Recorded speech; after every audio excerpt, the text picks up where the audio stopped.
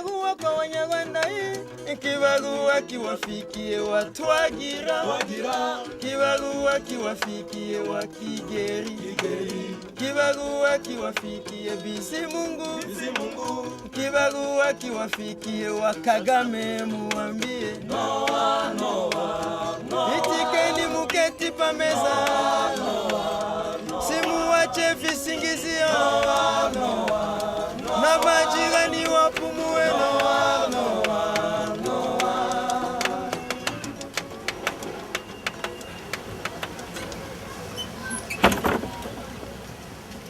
Dans la matinée du 31 juillet, Pascal a reçu des visiteurs indésirables qui sont venus lui dire « Cette fois ici, tu nous as beaucoup échappé, c'est fini pour toi. »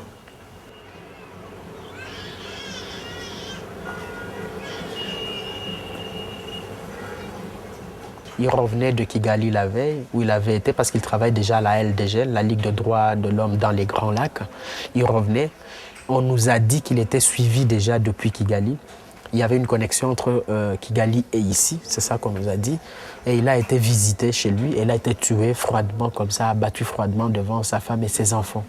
Ici vivaient les filles, les jeunes filles. Dans toutes les chambres, nous avons vu les soldats. Entre eux, ils ont pris mon père, ils ont ramené dans les salons pour les attirer.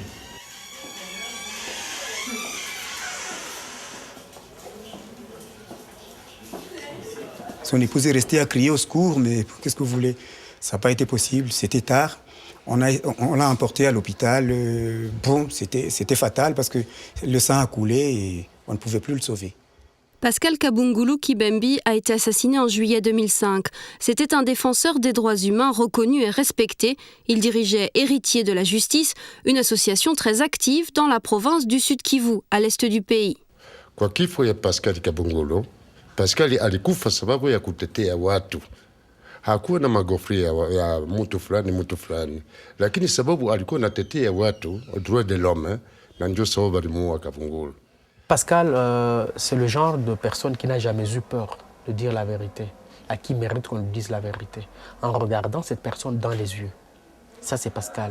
Eh bien, la plume de Pascal, elle a toujours été acerbe, n'est-ce pas?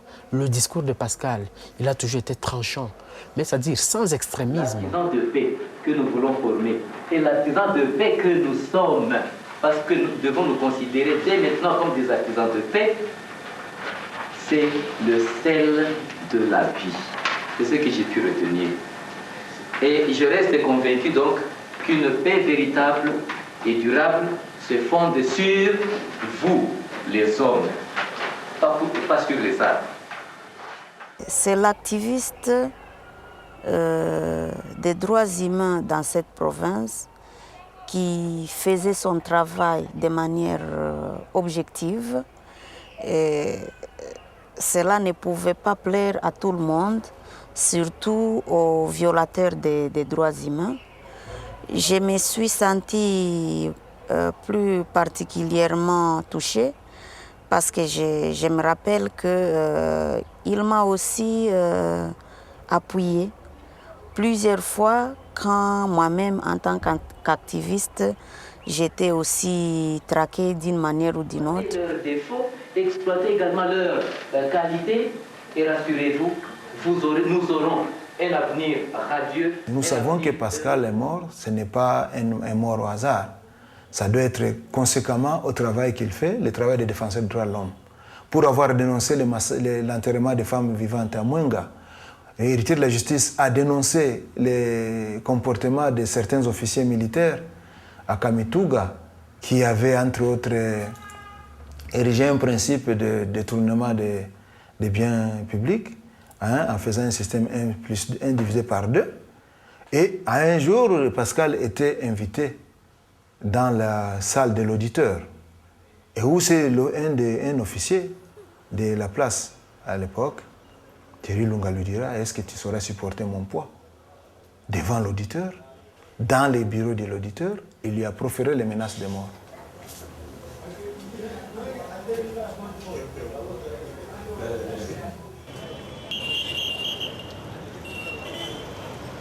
Le travail des défenseurs des droits humains est essentiel. Pendant les années de transition, ils recensaient les injustices et recueillaient les preuves avant qu'elles ne disparaissent. Aujourd'hui, en attendant qu'une justice efficace et indépendante se mette en place, ils sont tout aussi indispensables.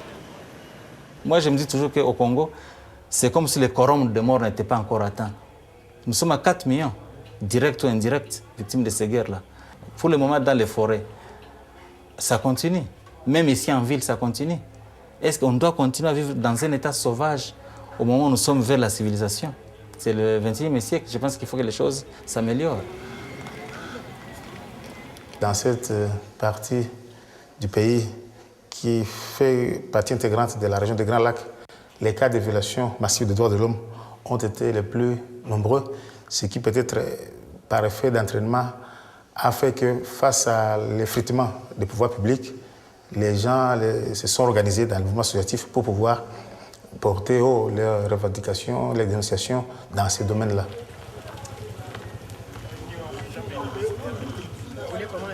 Autre chose, les injustices, les viols, les violences diverses, les pillages, les assassinats, les cas de pauvres enfants accusés de sorcellerie, même des adultes aussi, etc., etc. Qu'est-ce qu'on n'a pas vu? Qu'est-ce qu'on n'a pas vu? Le Congo est un pays à problème, où tout doit être résolu. Ils ne savent pas par où commencer. Il y a les infrastructures, il y a les communications, il y a la bonne gouvernance, il y a la justice, il y a la pauvreté, il y a la misère, enfin, tout doit être reconstruit et tout doit être refait. Il y a un cas d'un monsieur qui est mort en prison pour y avoir été envoyé et il est mort sans avoir comparu. Vous voyez l'état de la justice ici, à Bukavu. Il est mort sans avoir comparu. Un autre est entré là-bas, on a fait un mandat de dépôt, mais il a été torturé dans la prison et il est mort. Et jusqu'à maintenant, nous avons demandé à ce qu'on ouvre une enquête pour savoir pourquoi cet homme est mort, parce qu'il n'avait pas encore donné ses moyens de défense, mais ça va venir quand?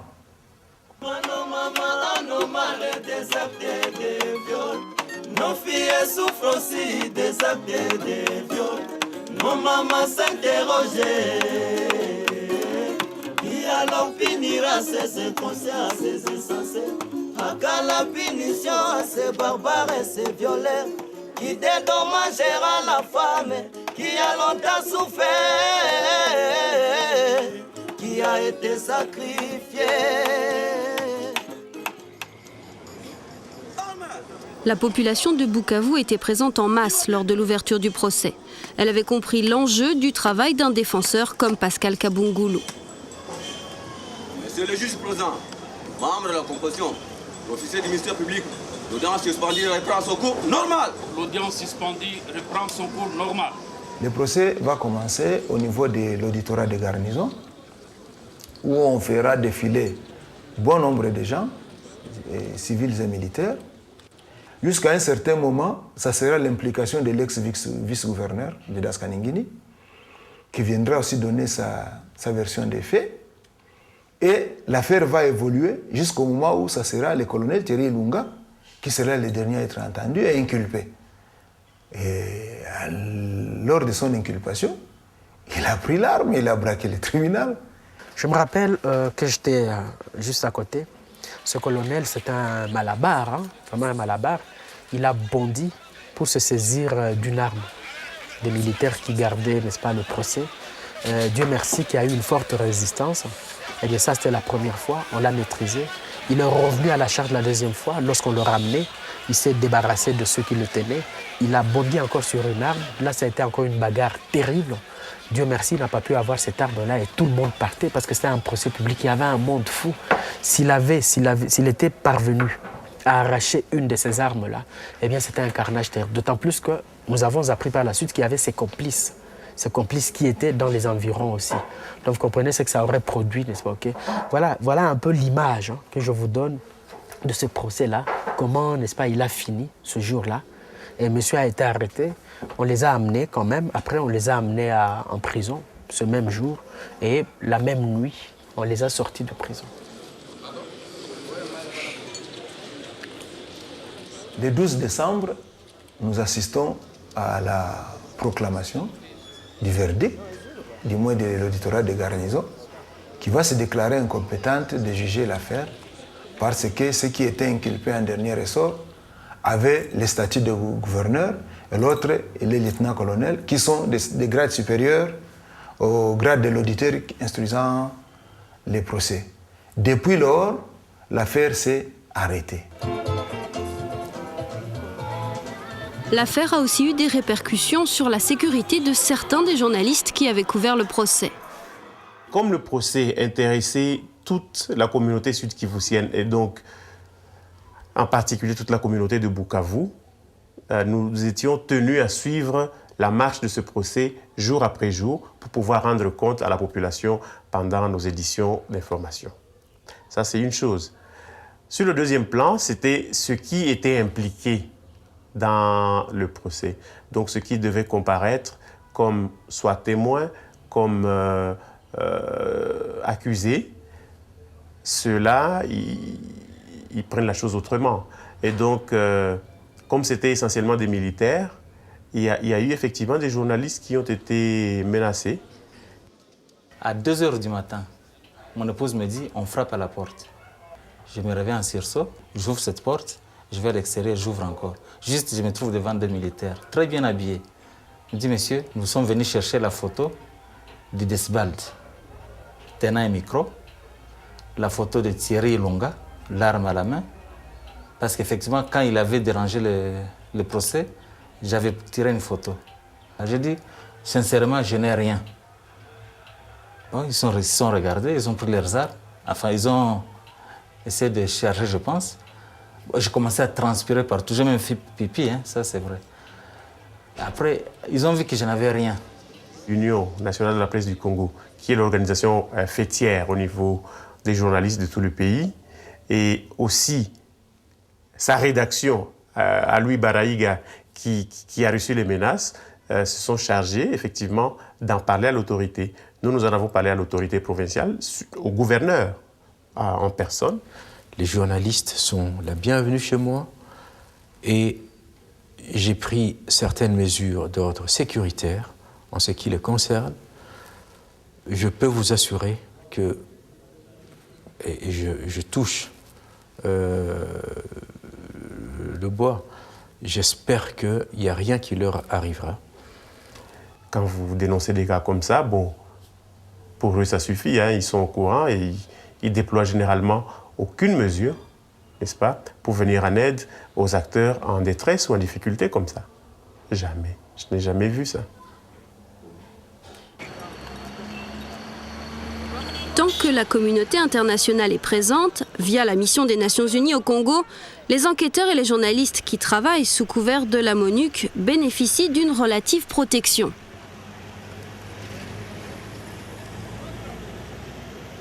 Nous, journalistes, nous restons très inquiets par la situation parce que, par exemple, nous qui travaillons avec Radio Okapi, aujourd'hui, nous avons une certaine couverture, une certaine protection parce que la Radio Okapi est une structure partenaire de la MONUC. Mais aussi pour les collègues qui sont journalistes dans des médias privés, la question se pose avec acuité, étant donné qu'eux n'ont pas de protection jusqu'aujourd'hui. Et très souvent, ils sont arrêtés, comme dernièrement, un journal de Radio Réma a été arrêté parce qu'il a tout simplement dénoncé des malversations qui s'est passées au sein de la police nationale du Congo à Bukavu. Il a fallu en fait que, comme il y a une forte présence de la communauté internationale à Bukavu, que les gens interviennent pour qu'on voit ces journalistes se libérer. Mais après la MONUC, que vont devenir par exemple des journalistes qui ont travaillé avec Radio Okapi, nous, qu'est-ce que nous allons devenir par rapport à notre protection? Nous allons continuer à exercer notre métier, peut-être comme journaliste, mais qu'est-ce que nous devenons? Et aussi, est-ce qu'il n'y aura pas des règlements des comptes? Parce que nous avons souvent des politiciens qui nous disent « Attendez après la MONUC, vous verrez ce qui va vous arriver ».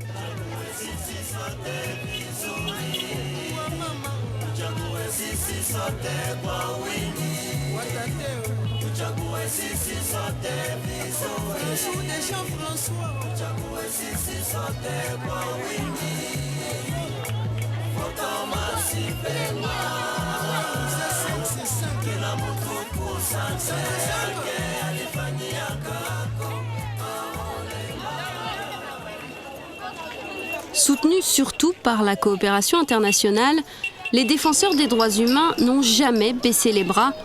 Ils sont restés actifs, même aux heures les plus noires de la guerre. Les mouvements associatifs ou bien les associations des droits de l'homme nous aident dans la logistique et la mobilité pour la visite des cachots et des détentions. Du fait qu'ils disposent relativement de beaucoup plus de moyens que nous autres des services publics, ils se déploient beaucoup plus facilement sur le terrain et nous rapportent beaucoup d'informations. La plupart publient des feuillets dont ils nous réservent toujours un exemplaire et où ils reproduisent, ils font état des situations qu'ils ont trouvées sur le terrain, des rapports et même déjà des propositions et des critiques. Et je considère que sur ce terrain-là, la collaboration est suffisamment bonne.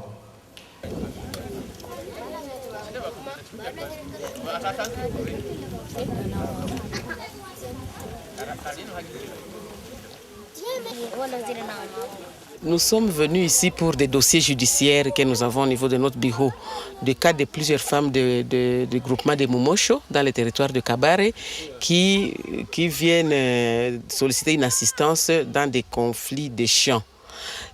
Soit des femmes qui sont exclues de l'héritage par leur propre fils ou par leurs membres de famille, ou des fois ils ont des champs, on les exproprie. Nous sommes venus échanger avec les autorités d'ici, le tribunal secondaire de Mumosho, mais aussi avec le chef de poste, pour essayer d'échanger et voir comment nous allons décanter cette question, ce problème d'exécution de ces jugements-là.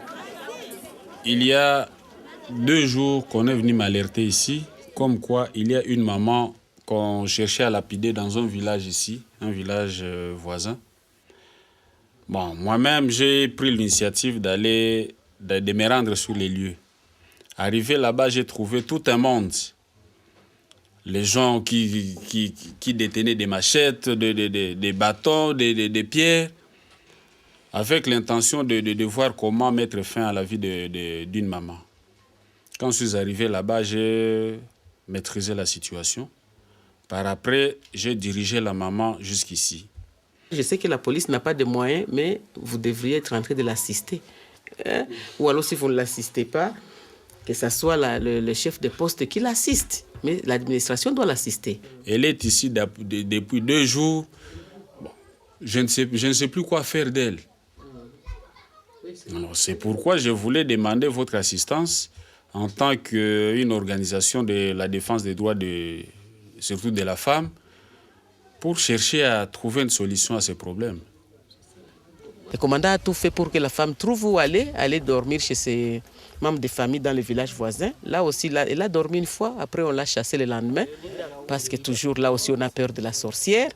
Le mari ne peut pas venir la voir, parce que le mari a peur d'avoir tout le monde sur son dos en venant visiter la sorcière. Bon, maintenant, nous lui suggérons, comme dans le village, elle n'est pas acceptée, et elle nous dit qu'elle a une fille à Bukavu, de l'amener à Bukavu. Ça sera aussi une façon de libérer le commandant qui doit tout le temps la garder ici alors qu'il n'a pas où la faire dormir. Et alors que peut-être que sa fille pourra sûrement la prendre en charge. Alors nous l'amenons là-bas.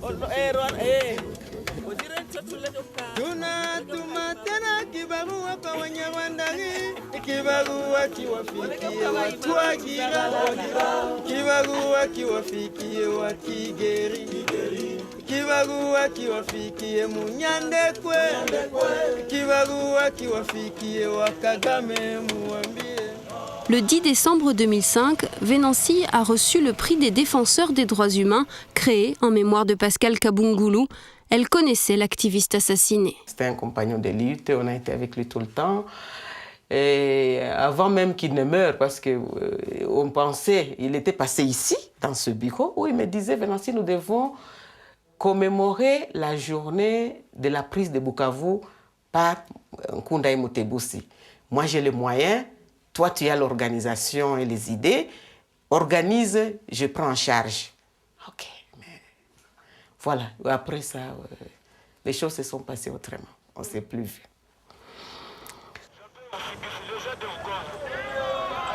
Après les élections, les nouvelles institutions congolaises devront compter sur l'aide des défenseurs des droits humains pour faire toute la lumière sur les exactions commises au cours des 10 dernières années. Elles devront construire un état de droit.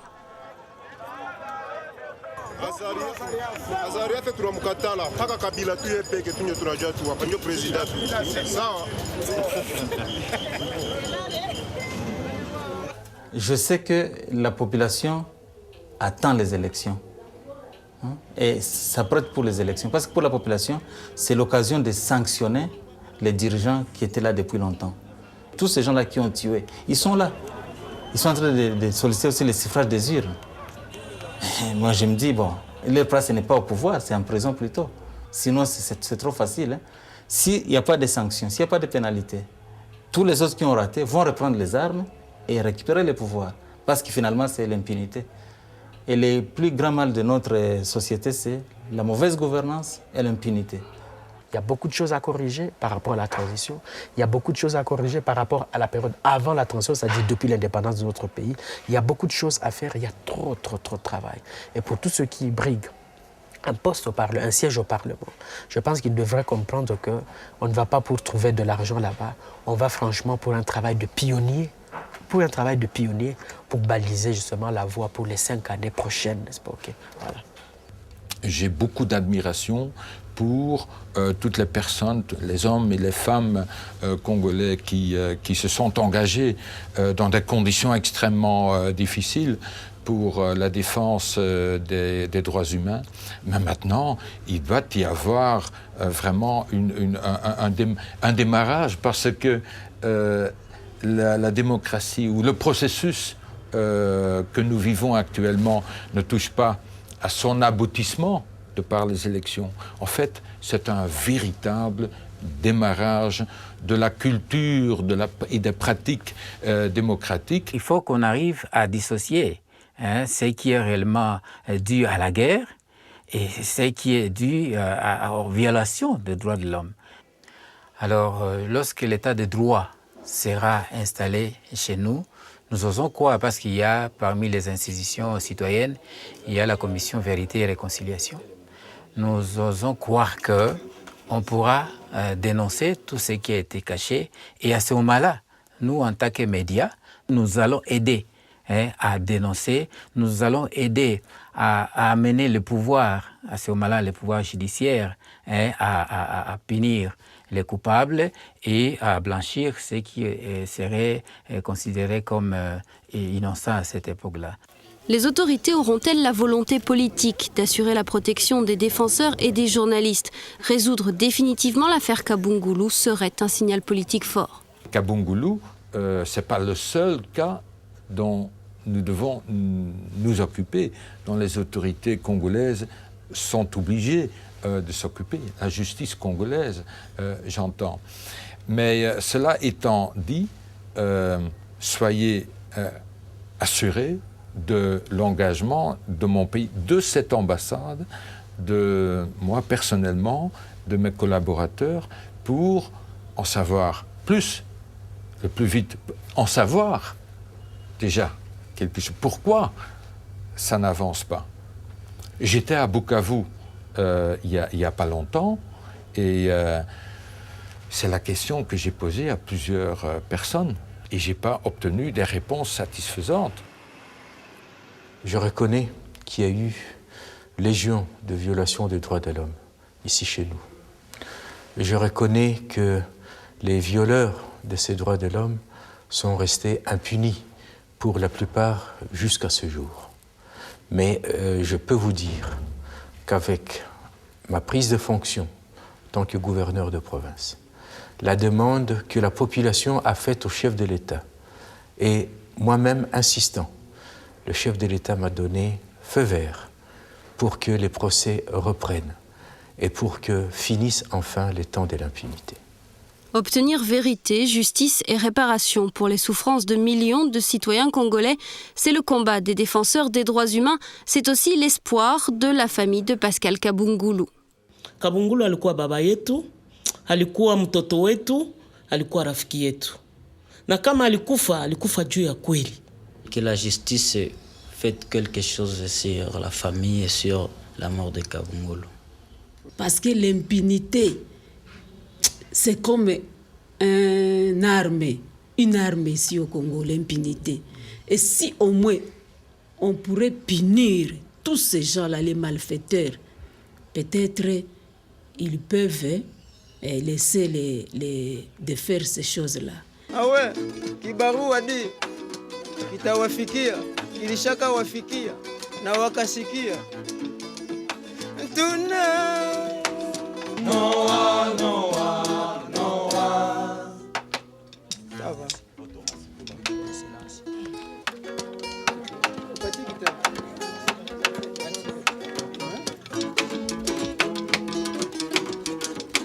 Tunatuma tena kibarua kwa Warundiri, kibarua kiwafikie Wanyangoma, kibarua kiwafikie Bagato, kibarua kiwafikie Bagaza, kibarua kiwafikie Iseye na Buyoya. Tunasema Noah, Noah, Noah. Kiburi hakijengi Noah, Noah. Simuheshimu mikataba Noah.